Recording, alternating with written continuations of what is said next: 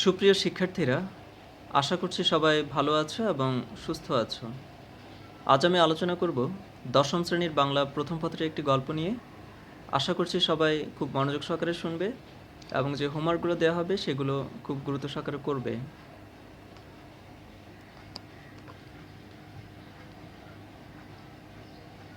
নিয়তি, হুমায়ুন আহমেদ।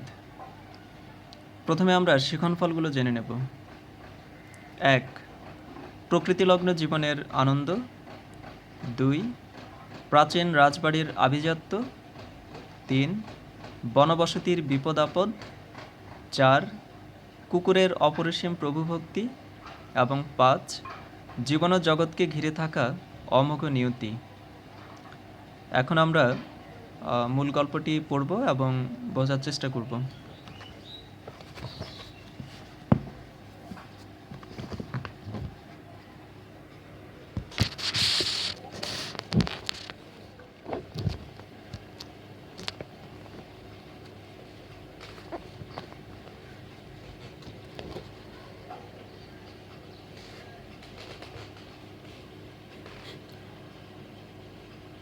আমরা প্রথমে লেখক সম্পর্কে একটু জানব।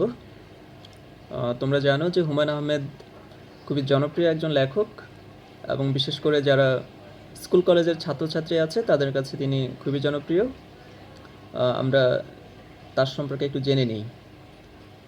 হুমায়ুন আহমেদ 13 নভেম্বর 1948 সালে নেত্রকোনার মোহনগঞ্জে জন্মগ্রহণ করেন। তার বাবা ফয়জার রহমান আহমেদ এবং মায়ের নাম আয়েশা ফয়েজ। হুমায়ুন আহমেদ 1965 সালে বগুড়া জেলা স্কুল থেকে মাধ্যমিক এবং 1967 সালে ঢাকা কলেজ থেকে উচ্চ মাধ্যমিক পাশ করেন। 1970 ও 1972 সালে তিনি ঢাকা বিশ্ববিদ্যালয় থেকে রসায়ন বিষয়ে স্নাতক ও স্নাতকোত্তর ডিগ্রি অর্জন করেন। ঢাকা বিশ্ববিদ্যালয়ের শিক্ষকতা দিয়ে তার কর্মজীবন শুরু হয়, কিন্তু সাহিত্য চর্চার জন্য অধ্যাপনা থেকে তিনি স্বেচ্ছায় অবসর গ্রহণ করেন। তিনি কথাসাহিত্যিক, নাট্যকার, চলচ্চিত্র নির্মাতা হিসেবে বিপুল খ্যাতি অর্জন করেন। তিনি প্রায় 2 শতাধিক গ্রন্থ রচনা করেন। তার রচিত উল্লেখযোগ্য গ্রন্থগুলোর মধ্যে উপন্যাস নন্দিত নরকে, নীল অপরাজিতা, প্রিয়তমেষু, জয়জয়ন্তী, অয়ময়, এলেবেলে ইত্যাদি। তার নির্মিত উল্লেখযোগ্য চলচ্চিত্রগুলো হলো শঙ্খনীল কারাগার, আগুনের পরশমণি, শ্যামল ছায়া, শ্রাবণ মেঘের দিন, ঘেটুপুত্র কমলা ইত্যাদি। তিনি 21 পুরস্কার সহ অসংখ্য পুরস্কার লাভ করেন এবং কোলন ক্যান্সারে আক্রান্ত হয়ে 2012 সালের 19 জুলাই এই নন্দিত লেখক মৃত্যুবরণ করেন। তা আমরা প্রথমেই বলে রাখি যে এই নিয়তি গল্পটি মূলত তার একটা স্মৃতিচারণমূলক গ্রন্থ থেকে নেওয়া হয়েছে। তার আমার ছেলেবেলা নামে একটি গ্রন্থ আছে, সেই গ্রন্থের একটা অংশ এই নিয়তি গল্পটি। এটি মূলত তার বাবার চাকরির সূত্রে তারা জগদলে একটা পরিত্যক্ত জমিদার বাড়িতে কিছুদিন আশ্রয় পেয়েছিলেন এবং সেখানকার ঘটনা নিয়ে এই গল্পটি রচিত। তা আমরা গল্পটি পড়ছি। আমার শৈশবের অদ্ভুত স্বপ্নময় কিছুদিন কেটেছে জগদলে। জগদলের দিন আনন্দময় হবার অনেকগুলো কারণের মধ্যে প্রধান কারণ স্কুলের যন্ত্রণা থেকে মুক্তি। সেখানে কোনো স্কুল নেই, কাজেই পড়াশোনার যন্ত্রণা নেই, মুক্তির মহানন্দ। তা আমরা এখানে দেখছি যে জগদলের দিন লেখকের কাছে খুব আনন্দময় ছিল। এই আনন্দময় হবার একটা অন্যতম কারণ হচ্ছে সেখানে স্কুল নেই, তার লেখাপড়ার কোনো যন্ত্রণা ছিল না। তা আসলে ছেলেবেলায় সবাই চায় যে একটু ঘুরে বেড়ানো, পড়াশোনা থেকে একটু মুক্তি। পড়াশোনা না থাকলেই মূলত ভালো লাগে, কিন্তু যতই আমরা বড় হই তখন আমরা আসলে এই পড়াশোনার গুরুত্বটা বুঝতে পারি। তো ওই সময় লেখকেরও সেই সময়গুলো ভালো লেগেছিল। সেখানে কোনো স্কুল ছিল না, কোনো পড়াশোনা ছিল না, শুধু ঘুরে বেড়ানো আর অবসর। আমরা থাকি এক মহারাজার বসত বাড়িতে, যে বাড়ির মালিক অল্প কিছুদিন আগে দেশ ছেড়ে ইন্ডিয়ায় চলে গেছেন। বাড়ি চলে এসেছে পাকিস্তান সরকারের হাতে। মহারাজার বিশাল এবং প্রাচীন বাড়ির একতলায় আমাদের থাকার ব্যবস্থা। দোতলাটা তালাবদ্ধ, শুধু দোতলা নয়, কয়েকটা ঘর ছাড়া বাকি সবটা তালাবদ্ধ, কারণ মহারাজা জিনিসপত্র কিছু নিয়ে যাননি, ওইসব ঘরে তার জিনিসপত্র রাখা। তা আমরা দেখছি লেখক যে বাড়িতে থাকতেন, তো সেটা একতলায় থাকতেন এবং দোতলাটা তালাবদ্ধ, এবং অনেকগুলো ঘরই তালাবদ্ধ ছিল, কারণ হচ্ছে এই মহারাজা তার জিনিসপত্র কিছু নিয়ে যেতে পারেননি। তিনি দেশ ছেড়ে ইন্ডিয়া চলে গিয়েছিলেন এবং তার জিনিসপত্র রয়ে গেছে এবং সেগুলো তালাবদ্ধ অবস্থায় ছিল। ওই মহারাজার নাম আমার জানা নেই, মাকে জিজ্ঞেস করেছিলাম, তিনিও বলতে পারলেন না। তবে তিনি যে অত্যন্ত ক্ষমতাশালী ছিলেন তার অসংখ্য প্রমাণ এই বাড়িতে ছড়ানো। জঙ্গলের ভেতর বাড়ি, সেই বাড়িতে ইলেকট্রিসিটির ব্যবস্থা করার জন্য তার ছিল নিজস্ব জেনারেটর, দাওয়াতের চিঠি ছেপে পাঠানোর জন্য মিনি সাইজের একটা ছাপাখানা। তা আমরা বুঝতে পারছি যে সেই মহারাজার রুচি খুব ভালো ছিল, তিনি খুব ক্ষমতাশালী ছিলেন সেটাও বোঝা যাচ্ছে, এবং সেই বাড়িতে নিজস্ব জেনারেটরের ব্যবস্থা ছিল এবং দাওয়াতের চিঠি ছাপানোর জন্য একটা মিনি সাইজের একটা ছাপাখানাও ছিল। খুবই রুচিবান এবং তিনি যে খুব প্রভাবশালী ছিলেন সেটা এই থেকে বোঝা যাচ্ছে। বাবাকে অসংখ্যবার বলতে শুনেছি, মহারাজার রুচি দেখে মুগ্ধ হতে হয়। আহা, কত বই, কত বিচিত্র ধরনের বই। এটাও আমাদেরকে খুব মুগ্ধ করছে যে আসলে একজন রাজার বাড়িতে নানা ধরনের বই পাওয়া যাচ্ছে। তো এ থেকে বোঝা যাচ্ছে যে মহারাজা একজন ভালো পাঠক ছিলেন, তিনি বইও পড়তেন। বিকেলগুলি কম রোমাঞ্চকর ছিল না। প্রতিদিনই বাবা কাঁধে গুলি ভরা বন্দুক নিয়ে বলতেন, চল বনে বেড়াতে যাই। কাঁধে বন্দুক নেওয়ার কারণ হচ্ছে প্রায়ই বাঘ বের হয়, বিশেষ করে চিতাবাঘ। তো আমরা দেখছি যে লেখকের দিনগুলো যে কতটা ভালো কাটছিল তার একটা প্রমাণ হচ্ছে প্রতিদিন বিকেলে তিনি তার বাবার সঙ্গে বনে বেড়াতে যেতেন এবং তার বাবা কাঁধে একটা গুলি ভরা বন্দুক নিয়ে যেতেন, কারণ হচ্ছে সেই বনে প্রায়ই বাঘ বের হতো, বিশেষ করে চিতাবাঘ। তো বাঘের হাত থেকে বাঁচার জন্য এই বন্দুক নিয়ে বের হওয়া। বাবার সঙ্গে সন্ধ্যা পর্যন্ত বনে ঘুরতাম, ক্লান্ত হয়ে ফিরতাম রাতে। ভাত খাওয়ার আগেই ঘুমে চোখ জড়িয়ে আসতো, কত বিচিত্র শব্দ আসতো বন থেকে, আনন্দে এবং আতঙ্কে শিউরে শিউরে উঠতাম। তো যেহেতু বনের মধ্যে ছিল বাড়িটা, একই সঙ্গে সেটা আনন্দের ছিল এবং আতঙ্কেরও ছিল, কারণ হচ্ছে সেখানে নানা ধরনের জীবজন্তুর শব্দ আসতো এবং সেটা লেখক উপভোগও করতেন, আবার তিনি মাঝে মাঝে ভয়ও পেতেন। একদিন কাঁপুনি দিয়ে আমার এলো জ্বর। বাবা মা দুজনের মুখই শুকিয়ে গেল, লক্ষণ ভালো নয়, নিশ্চয়ই ম্যালেরিয়া।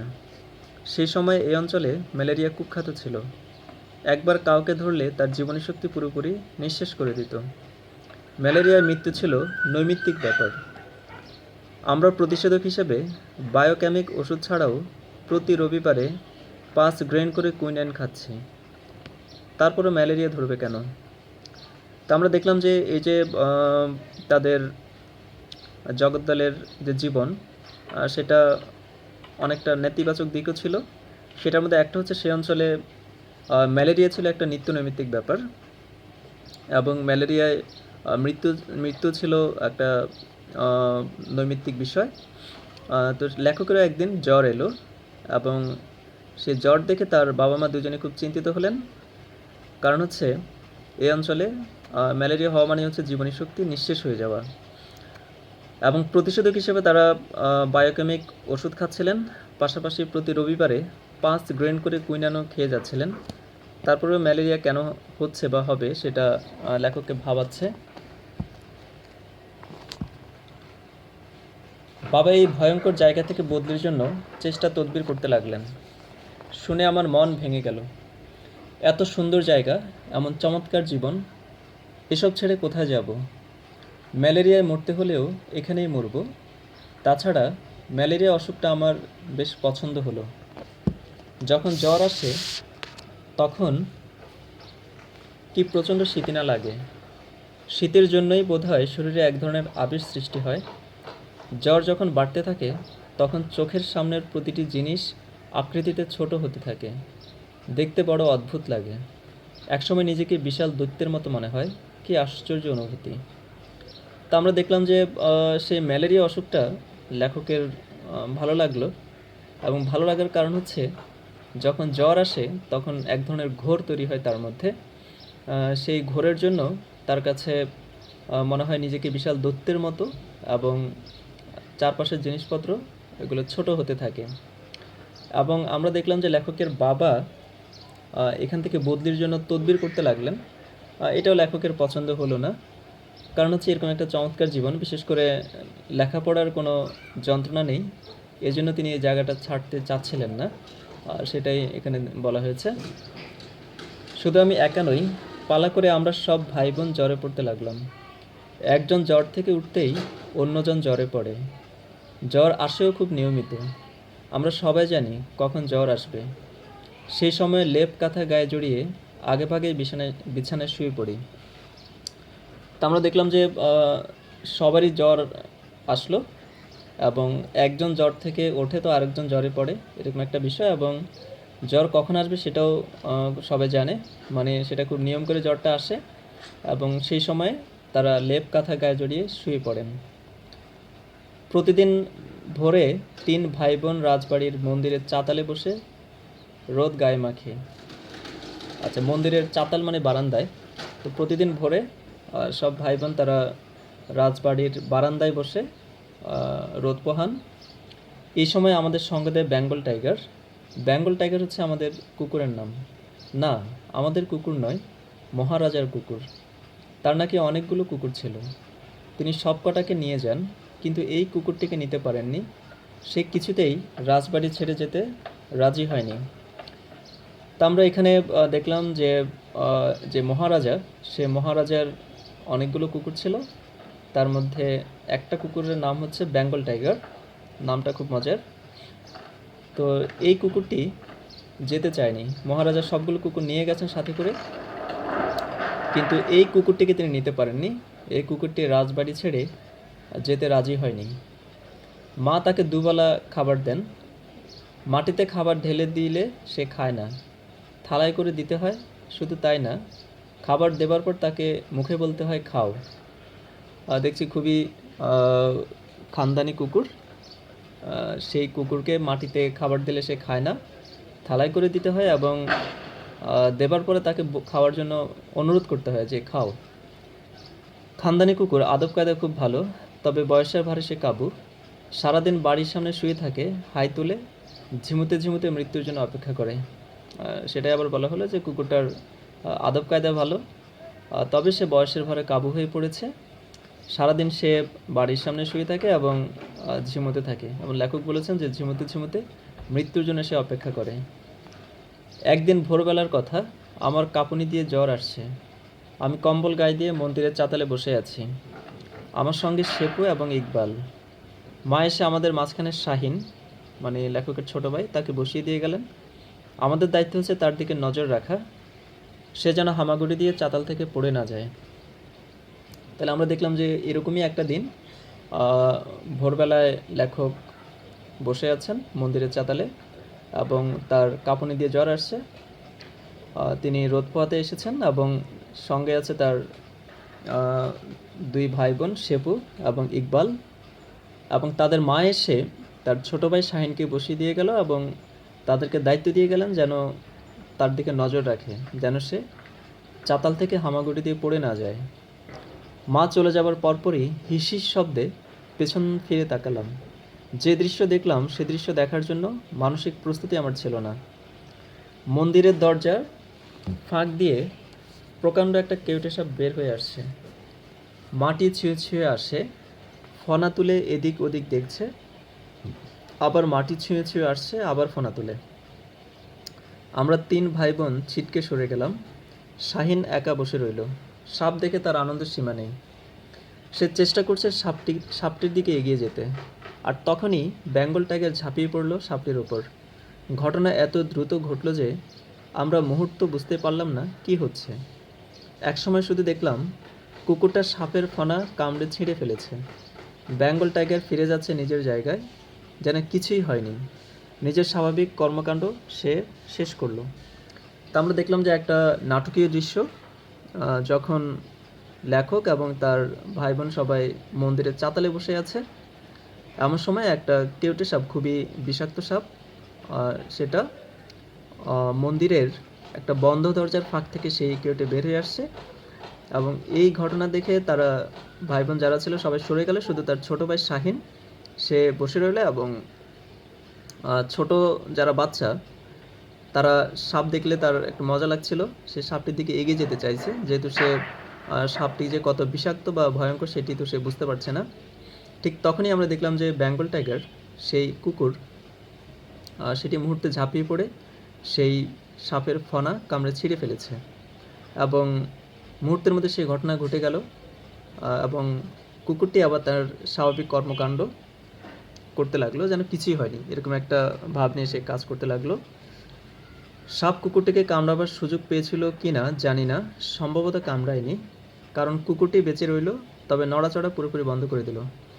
এবং এরপর আমরা দেখলাম যে সাপ কি কুকুরটিকে কামড়াবার সুযোগ পেয়েছিল কিনা লেখক নিশ্চিত ছিলেন না। এবং প্রথমত তার মনে হয়েছিল সম্ভবত কামড়ায়নি, কারণ হচ্ছে কুকুরটা বেঁচে রইল, এবং কিন্তু নড়াচড়া তার বন্ধ হয়ে গেল।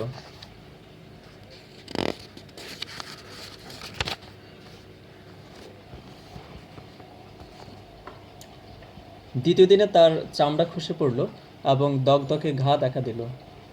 এই থেকে মনে হয় সাপ সম্ভবত কামড়েছে। সাপের বিষ কুকুরের ক্ষেত্রে হয়তো তেমন ভয়াবহ নয়। তো দ্বিতীয় দিনে তার মনে হয়েছে যে সাপ সম্ভবত কুকুরটিকে কামড় দিয়েছে, কারণ হচ্ছে কুকুরের চামড়া খসে পড়তে লাগলো এবং তার গায়ে দগদগে ঘা দেখা দিল। আরও 2 দিন কাটলো, কুকুরটি চোখের সামনে পচে গলে যাচ্ছে, তার কাতরধ্বনি সহ্য করা মুশকিল, গা থেকে গলিত মাংসের দুর্গন্ধ আসছে। তা আমরা দেখলাম যে সেই কুকুরের পরিণতি খুব খারাপ হচ্ছে, কুকুরটির শরীর পচে যাচ্ছে এবং তার কাতরধ্বনি সহ্য করা মুশকিল হয়ে পড়েছে, এবং তার গা থেকে যে গলিত মাংস সেটা দুর্গন্ধ আসছে। বাবা মাকে ডেকে বললেন, আমি এর কষ্ট সহ্য করতে পারছি না, তুমি বন্দুক বের করে আমাকে দাও।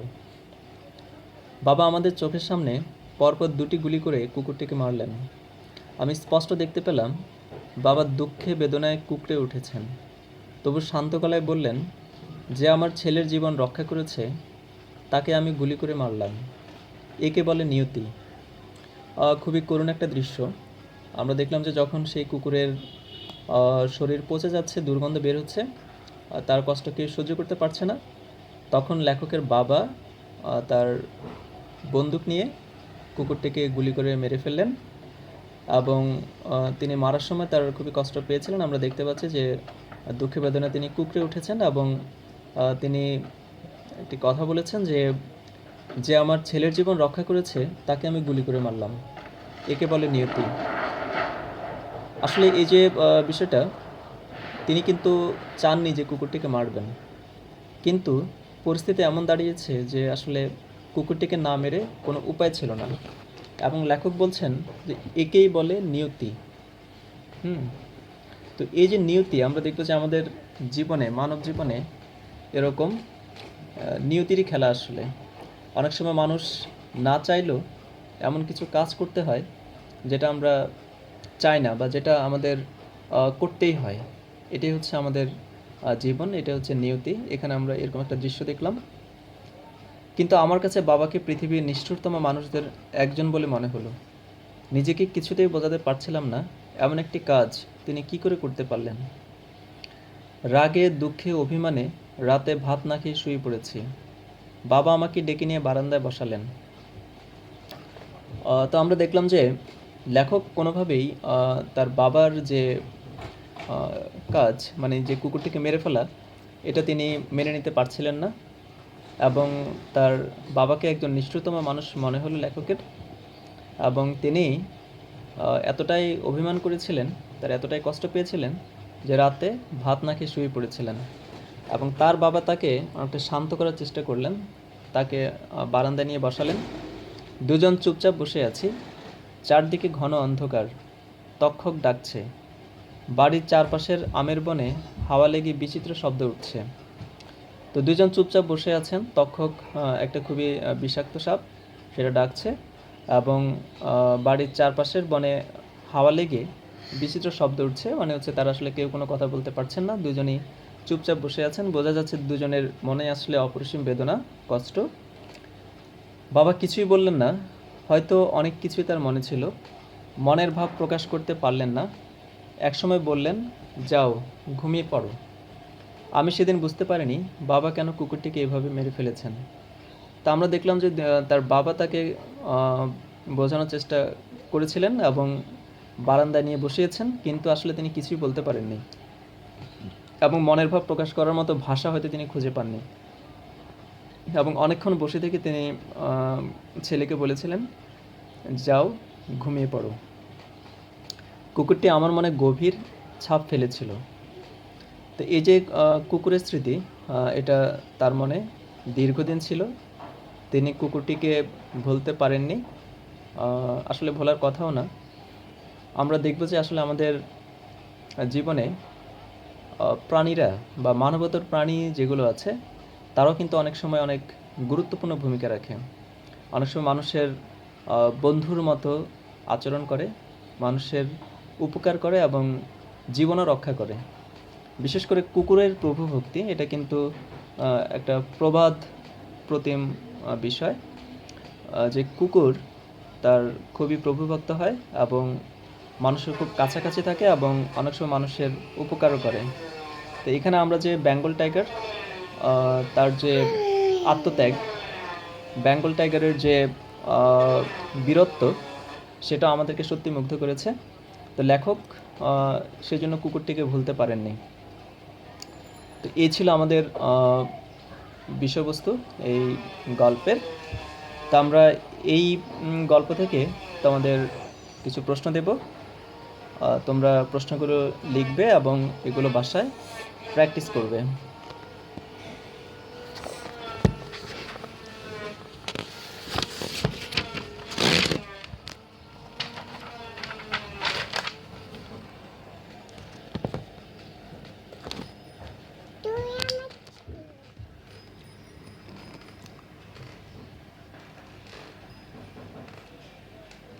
প্রথমে একটি সৃজনশীল প্রশ্ন দিচ্ছি। নিচের উদ্দীপকটি পড়ো এবং সংশ্লিষ্ট প্রশ্নগুলোর উত্তর দাও। প্রিয় ঘোড়া লালুর পিঠে চড়ে বসতেই কিশোরকে নিয়ে উন্মাদের মতো ছুটতে থাকে। একটা বনের কাছে এসে দাঁড়াতেই কিশোর হুমড়ি খেয়ে একটা গর্তে পড়ে যায়। কয়েকটি বুনো শেয়াল ওর দিকে হিংস্রভাবে এগিয়ে আসে। লালুর শেয়ালগুলোকে আঘাত করলে ওরা পালিয়ে যায়। একসময় কিশোরের বাবা এসে লালুকে গুলি করে মেরে ফেলে। কিশোর আর্তনাদ করে বলে, বাবা তুমি কি করলে? লালু আমাকে প্রাণে বাঁচিয়েছে, আর তুমি ওকে গুলি করে মারলে। তোমরা উদ্দীপকটা একটু দেখে নাও।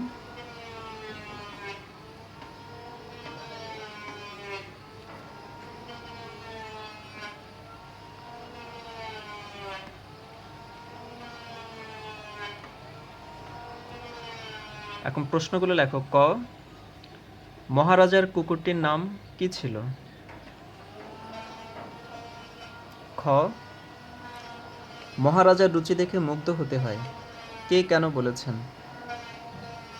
গ, উদ্দীপকের নিয়তি রচনার কোন দিকটি উঠে এসেছে আলোচনা করো। ঘ, লালু আমাকে প্রাণে বাঁচিয়েছে আর তুমি ওকে গুলি করে মারলে, নিয়তি গল্পের আলোকে বিশ্লেষণ করো।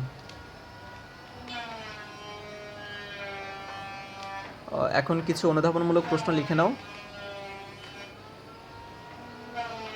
১, লেখকের জগদলের দিনগুলো আনন্দময় হবার কারণ কি ছিল? ২, আনন্দে এবং আতঙ্কে শিউরে শিউরে উঠতাম কেন বলা হয়েছে? ৩, ম্যালেরিয়া অসুখটা লেখকের পছন্দ হওয়ার কারণ কি? ৪, মহারাজার কুকুরটিকে খানদানি কুকুর বলা হয়েছে কেন? ৫, লেখকের বাবা কুকুরটিকে গুলি করে মারলেন কেন? ৬, বাবাকে লেখকের নিষ্ঠুরতম মানুষ মনে হয়েছে কেন?